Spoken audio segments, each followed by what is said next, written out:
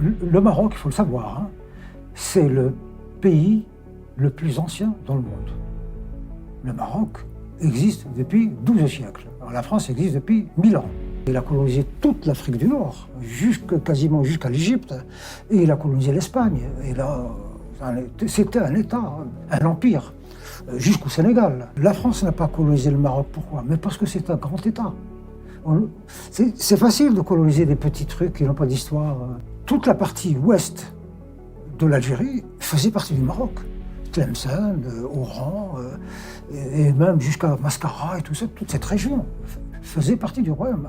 Et ils nous ont promis qu'à l'indépendance, ils nous restitueraient les terres que la France nous avait volées. Et là, ils nous ont menti. Qu'est-ce qu'ils ont fait? Ils ont inventé le Polisario pour déstabiliser le Maroc. Bonjour tout le monde, ou rebonjour. Nous allons voir ensemble, comme promis, un extrait de cette interview de Boualem Sensal qu'il avait accordé à la chaîne YouTube Frontières du magazine français Livre Noir. C'est juste un extrait d'environ 6 minutes où il parle du Maroc, de l'Algérie, de l'histoire entre ces deux pays voisins, de la colonisation française, des informations des informations que nous connaissons tous, autant que maghrébins, c'est la réalité historique de notre région. Et je vous laisse regarder, on regarde ensemble et on va commenter après la vidéo. Il y a quelque chose qui peut interroger les Français tout de même, c'est la relation entre la France et le grand rival de l'Algérie, qui est le Maroc. Le Maroc n'a pas été colonisé, mais il a été quand même sous protectorat français pendant plusieurs décennies. C'est un pays qui n'a jamais pratiqué de repentance, qui a réussi à endiguer l'islamisme. Alors c'est loin d'être une démocratie à l'occidentale, bien sûr, ça reste une monarchie, mais est-ce que vous pensez quand même que l'Algérie devrait s'inspirer un petit peu de son rival marocain parfois? C'est une longue histoire. Le Maroc, il faut le savoir, hein, c'est le pays le plus ancien dans le monde. Le Maroc existe depuis 12 siècles. Alors, la France existe depuis 1000 ans. Voilà, donc il existait dans la forme actuelle, hein, donc sultan. Donc c'est un vieil État. C'est un vieil État qui a toujours été très puissant. Puis il a colonisé toute l'Afrique du Nord, quasiment jusqu'à l'Égypte, et il a colonisé l'Espagne. Et là, c'était un État, un empire, jusqu'au Sénégal, très très très puissant. Et bon, voilà.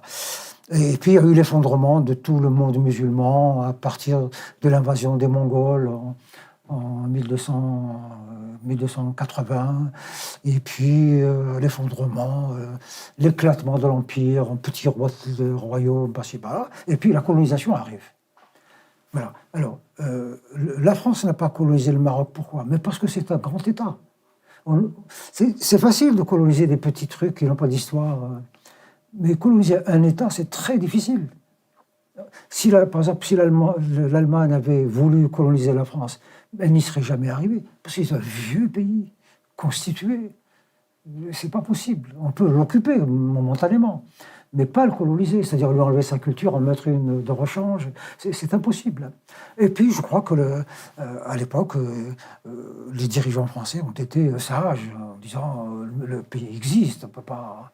Il a ses institutions, il a depuis toujours. Oui, c'est Lyotet qui... Voilà. Alors, tous les problèmes viennent d'une décision prise par le gouvernement français. C'est que quand la France a colonisé l'Algérie, toute la partie ouest de l'Algérie faisait partie du Maroc. Tlemcen, Oran, et même jusqu'à Mascara et tout ça, toute cette région faisait partie du royaume. Bon, la France s'installe, colonise l'Algérie, elle s'installe également au Maroc comme protectorat, et elle a décidé, comme ça, arbitrairement, de rattacher tout l'ouest de l'Algérie, du Maroc, enfin, tout ce qui est l'est du Maroc, elle l'a pris. Elle a tracé une frontière comme ça. Que pouvait faire le Maroc, l'État et tout ça, ben, il n'a pas le pouvoir à cette époque-là, la France était une grande puissance militaire. C'était probablement l'une des plus grandes puissances militaires de l'époque. peut-être un peu moins que l'Angleterre, parce que la marine, à cause de la question maritime, de la mer. Et là, ils ne pouvaient pas faire autrement. Lorsque les Algériens, en 1954 et même un peu avant, commençaient à militer pour l'indépendance et tout ça, quand la guerre de libération a démarré, donc en novembre 1954, les activistes algériens ont pris contact avec le roi du Maroc pour les héberger, les aider diplomatiquement, financièrement, et puis leur permettre de créer des bases militaires où on s'entraîne. Il leur a dit, OK, mais à une condition, moi je vous aide sur tous les plans, mais à l'indépendance, vous me restituez nos territoires qui ont été pris par la France. Et les Algériens ont dit, OK, l'indépendance arrive. Entre-temps, l'Algérie est devenue pays communiste, derrière il y a Moscou, et des Russes, ils ont dit, bon, c'est tout, nous on est prêts à vous aider. Le Maroc s'est rallié à la France et aux Américains, c'est un pro-américain, c'est votre ennemi. Et donc du coup, nous sommes en 1962, au moment de l'indépendance. Que fait le Maroc? Son armée rentre en Algérie pour reprendre ses territoires. Et donc il y a eu guerre. Pendant une année, des batailles incroyables. Enfin, c'est Gaza avec Israël. On se bombardait. Et puis finalement, la raison a fini par l'emporter. Les médiations internationales ont fait que, bon, allez, on a retracé un peu les choses. Et puis, mais avec toujours cette méfiance, et puis cette haine, ils nous avaient promis. Ils nous ont promis qu'à l'indépendance, ils nous restitueraient les terres que la France nous avait volées. Et là, ils nous ont menti. Et le régime algérien est un régime militaire. Qu'est-ce qu'ils ont fait? Ils ont inventé le Polisario pour déstabiliser le Maroc. Et puis parce que l'Algérie voulait un système communiste. Et puis elle ne voulait surtout pas que les Algériens disent peut-être que si on faisait comme le Maroc, ce serait mieux. Ils sont plus libres, il y a le tourisme, les choses se passent un peu mieux. Et ben voilà les amis, c'était ça. Maintenant, j'aimerais bien voir vos réactions et vos commentaires sur ce sujet précisément. Est-ce que vous avez entendu de la part de Boualem Sansal, que je remercie chaleureusement pour sa position et pour son honnêteté et la clarté de ses propositions. Il a vraiment raconté un petit volet de l'histoire, mais qui est vraiment très important. Il a résumé pas mal de points. On va aller point par point. J'ai noté pas mal de choses avec mon stylo là. Alors, on y va directement. Le premier point, c'était sur l'ancienneté ou l'âge du royaume du Maroc. Alors, le Maroc, effectivement, il est parmi les plus anciens États du monde et qui a conservé la forme de gouvernance à travers le temps. Donc, le Maroc, c'est une monarchie exécutive où le roi, il a le pouvoir exécutif de gouvernance dans le pays. Et en fait, en absolu, en termes historiquement, en termes absolus, la monarchie japonaise est plus ancienne.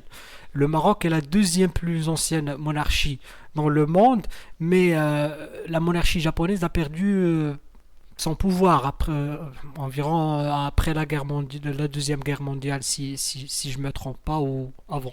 Je suis pas vraiment très sur ce sujet, mais en fait le Maroc est pratiquement la seule monarchie exécutive parmi les anciennes monarchies qui existaient dans le monde. Après le Maroc, c'est le Royaume-Uni, c'est la troisième plus ancienne monarchie. Après, c'est le Norvège et le Danemark, des pays scandinaves. Donc, effectivement, le Maroc la monarchie marocaine est plus ancienne que toutes les monarchies de l'Europe, carrément. Donc voilà, c'est le premier point, c'est véridique, c'est vrai. C'est vérifiable très facilement et c'est pas contestable du tout. C'est une information. Donc cela nous ramène vers ce qui vient après, bien sûr. Et quand on parle des frontières historiques de l'Empire marocain, c'est connu à travers l'histoire. Le Maroc, l'Empire marocain avait ses frontières avec la France du côté de l'Espagne. On occupait toute l'île ibérique et aussi au Sénégal au sud et à l'est avec l'Égypte. et l'Atlantique au nord. Donc voilà, c'était ça les frontières les plus vastes de l'Empire marocain à travers l'histoire. Et ça aussi, c'est vérifiable et c'est véridique. Ça c'était le premier point sur un petit peu l'histoire du Maroc. Et le deuxième point concernant la colonisation et cette comparaison, c'est ce qui a fait mal, sincèrement, c'est ce qui a dû faire mal au système algérien. C'est cette comparaison entre la colonisation française, ce qui s'est passé en France et ce qui s'est passé en Algérie par rapport à ce qui s'est passé en Maroc et comment les Français ont vu leur vision des deux pays ou le Maroc était un pays, l'Algérie n'existait pas à ce point. Donc disons les choses, hein. C'est ça la vérité, la réalité historique que nous apporte Boualem Sansal, c'est que le Maroc existait dans le temps, il était encore plus vieux que la France elle-même. Donc, quand la France est venue, certes, elle a trouvé le Maroc était plus faible, n'avait pas la puissance, mais il existait. Il y avait des institutions, il y avait surtout une culture. Et c'est là le point névralgique ou le point le plus important, c'est la culture. Le fait de coloniser, occuper, c'est une chose. Mais coloniser, c'est autre chose. La colonisation, c'est un travail sur la culture, sur la base d'une société. Alors quand les Français sont arrivés au Maroc, ils ont trouvé déjà une civilisation qui existait déjà. Et ils avaient déjà une histoire avec cette civilisation qui les côtoyait en Espagne. Donc, même Macron l'avait reconnu au Parlement marocain très récemment. Donc, ce sont des faits historiques. On ne peut pas changer l'histoire, c'est la vérité, c'est ça, c'est comme ça.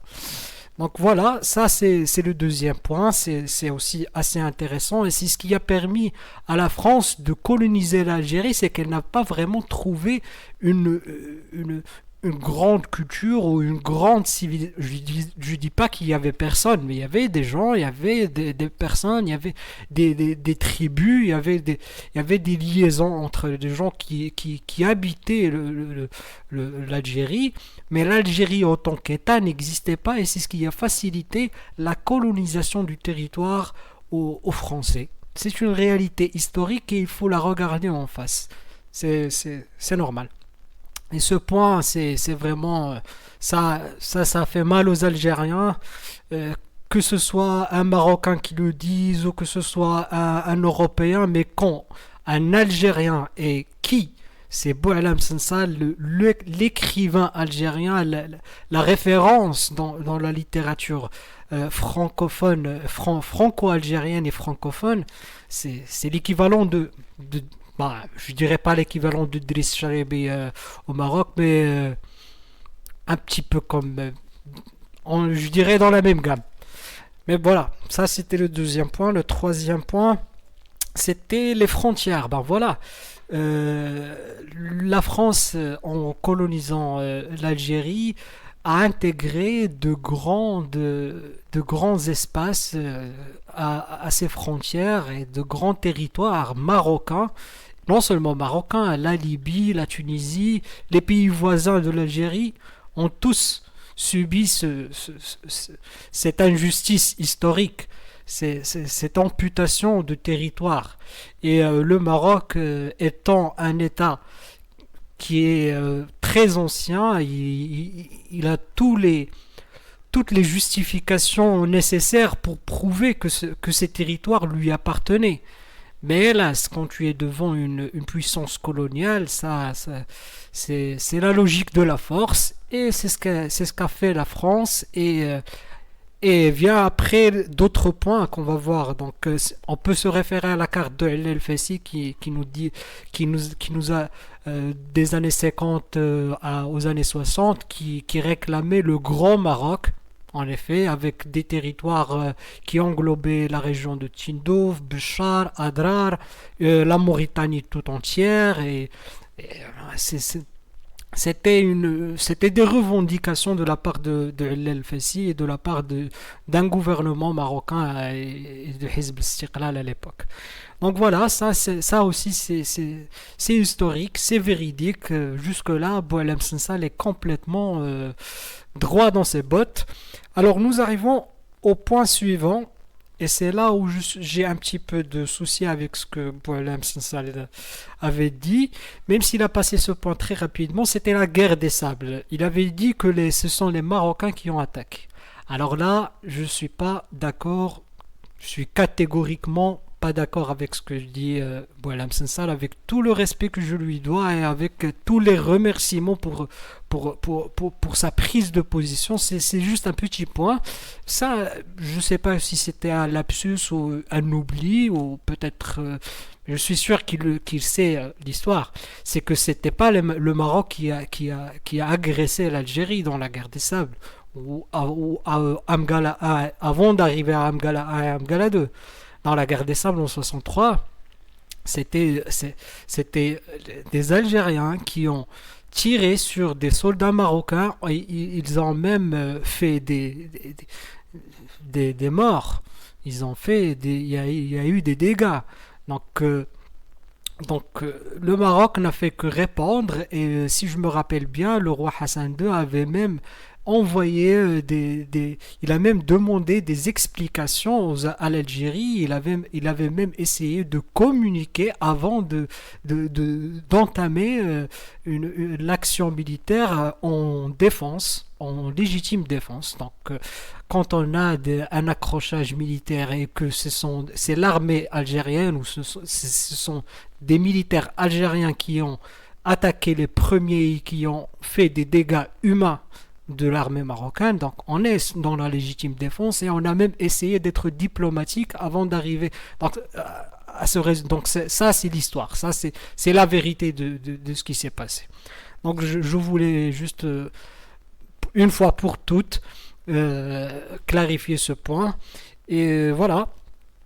Donc en fait ce qui s'est passé, c'est comme le dit Boualem Sansal, c'est la polarité à l'époque, c'était le camp occidental contre l'Union soviétique, et à l'époque Moscou voulait, c'était avant ou après l'Union soviétique, ou avant la Russie moderne, je suis pas très sûr quand est-ce que ça a dû changer d'administration là-bas, mais c'était ça, c'est les Russes qui ont poussé le régime algérien à complètement nier ses promesses, et à tout à fait à garder les territoires pour eux-mêmes, les territoires marocains qu'il avait promis lors de la guerre d'indépendance de l'Algérie, à restituer au Maroc, et ils avaient nié leurs promesses. Et on vit toujours des conséquences, et qu'est-ce qu'ils ont même inventé le Polisario pour créer un problème localisé plus proche du Maroc que sur les frontières du nord du Maroc. Donc ils ont créé un problème dans le Sahara occidental marocain, que le Maroc a récupéré depuis 1975, et c'est le statu quo jusqu'à aujourd'hui. Donc voilà. Et pour conclure, Boualem Sansal nous a fait une très bonne image sur le pouvoir algérien qui a cette main mise sur cette population, qui empêche la population même de se demander si l'Algérie avait eu un modèle économique à l'occidental, un modèle économique capitaliste comme celui du Maroc, ouvert, de l'ouverture avec du tourisme, avec tout ça. Peut-être que la vie aurait été aussi belle en Algérie qu'au Maroc, et peut-être qu'on n'aurait même pas eu ce conflit et cette animosité qui a duré dans le temps, et qui a duré aussi longtemps. Donc voilà, c'était une analyse de ma part, point par point, de cet extrait de l'interview que je vous invite à regarder tous sur la chaîne la chaîne Frontière du magazine français Livre Noir. Il y a plusieurs sujets sur l'Algérie, l'histoire de la guerre d'Algérie, la relation entre la France et l'Algérie pendant 1 heure. Boualem Sansal fait des révélations très très importantes. Je vous invite tous à voir cette interview en intégralité. Et à la prochaine dans une nouvelle vidéo. Au revoir tout le monde.